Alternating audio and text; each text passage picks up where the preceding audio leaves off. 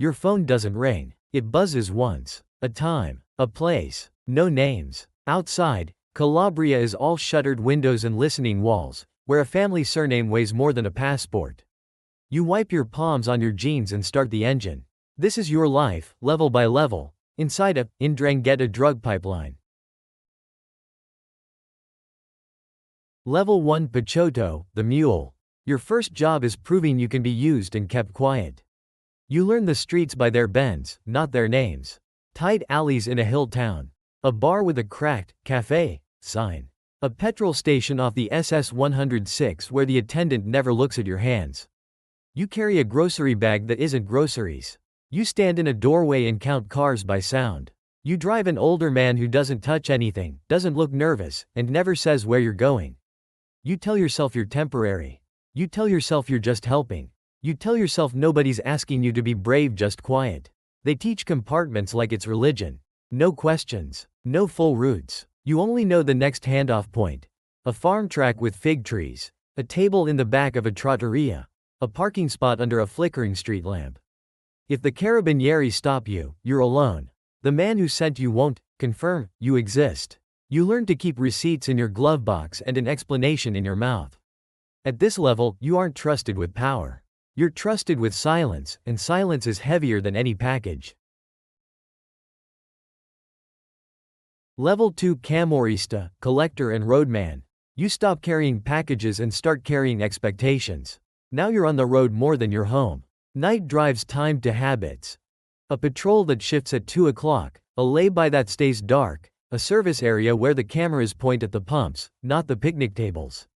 Your phone messages sound like family errands: pick up the bread, check on the uncle, and you answer with emojis like you're half asleep. You tell yourself the job is cleaner. You tell yourself you're earning respect. You tell yourself being known means being safe. You collect cash from a shop that suddenly has perfect inventory. You count it in bundles, Euro 50s, 100 euros, then slide it into a plain envelope that still smells like paper mill glue. You coordinate small tasks. Who watches a doorway, who drives, who keeps his mouth shut. The A3 to the A1 becomes a ritual. Every toll booth feels like a confession booth. You keep both hands visible. You don't speed. You don't look at mirrors too long.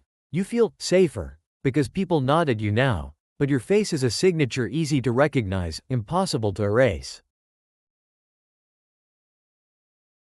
Level 3 Sgarrista, picciotto di sgarro, trusted courier. You learn the scariest privilege: being told the truth. They stop calling you for errands. They call you for runs. Northbound, long hours where the radio stays low and your throat stays tight. You drive a clean car with a believable life inside it.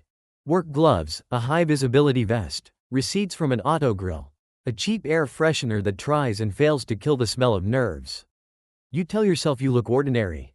You tell yourself the hiding place is perfect. You tell yourself nobody cares about another tired man on the motorway. The product isn't in movie compartments. It's in boring places on purpose, behind a door panel that was reseated too carefully, inside a spare wheel that looks untouched, under a layer of tools arranged like a real mechanic. In the industrial outskirts near Milan and Turin, you deliver to garages with fluorescent lighting and apartments furnished like rentals. 1 table, 2 chairs, no photos. You hear partial names. You learn which cousin answers to which capo. That knowledge turns you from nobody into liability. The privilege is truth, and truth is a collar. You don't feel it until you try to turn your head. You've proven you can carry weight and keep your mouth shut. Next, they let you into rooms where deals need signatures, not muscle, where suspicion lives longer than any police stop.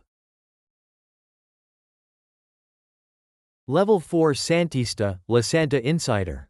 You're allowed near the real decisions because you've learned to act like you don't want them.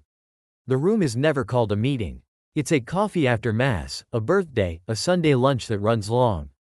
Plastic chairs, bitter espresso, a TV muttering soccer highlights while men talk numbers like they're discussing fertilizer.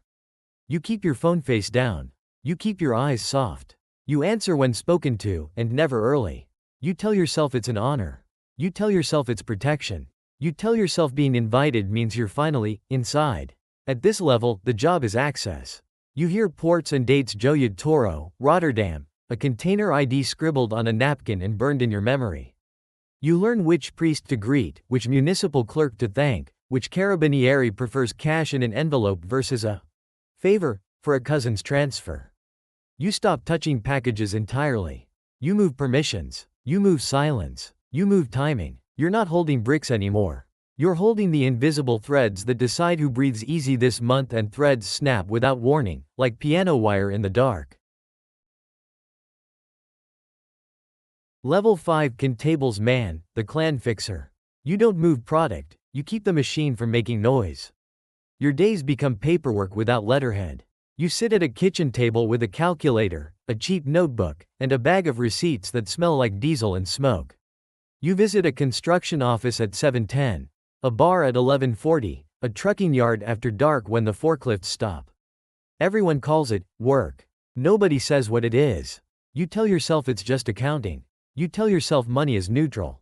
You tell yourself you're preventing chaos. The contable gives you tasks like a doctor gives prescriptions. Split €47,000 into deposits under thresholds. Pay 3 employees who never show up. Buy a used van through a cousin's dealership, then sell it to a shell company in Crotone. You smooth disputes before they turn loud. 2 nephews arguing over a missing kilo. A driver wanting more per trip. A shopkeeper late on the envelope. You learn which problems need cash, which need a phone call, and which need a door closed. You become the oil in the gears, and oil never gets thanked, only noticed when the engine screams. Level 6 Il capro espiatorio, the disposable fall guy. When pressure builds, you become the story that keeps everyone else out of the headlines. The knock doesn't come at dawn like in movies. It comes when you're halfway through a normal day, keys in hand, engine cooling, a bag of groceries that actually is groceries. 2 plainclothes badges. One name said wrong on purpose, to see if you flinch. You taste metal behind your teeth. You tell yourself it's a misunderstanding. You tell yourself somebody will call. You tell yourself loyalty has a receipt. They already have the photo from a toll camera. The phone ping near a warehouse outside La Terme. The one message you should have deleted. The prosecutor offers you a clean narrative. You acted alone, you were greedy, you were reckless. In the holding cell, the air is bleach and old sweat, and your lawyer keeps checking his watch like it's not his life. Outside, the clan needs continuity. Inside, you're offered a role. You realize the highest rank you can reach is sometimes just this. The human seam they rip open so the rest of the fabric looks unbroken. In the end, the pipeline isn't only roads and ports and containers. It's a sequence of selves you learn to wear. You trade muscle for access. You trade access for numbers. You trade numbers for a story that fits in a courtroom. And wherever you stand on the SS 106, in a back room, behind glass, you still listen for a buzz that tells you where to be, and who you're allowed to become.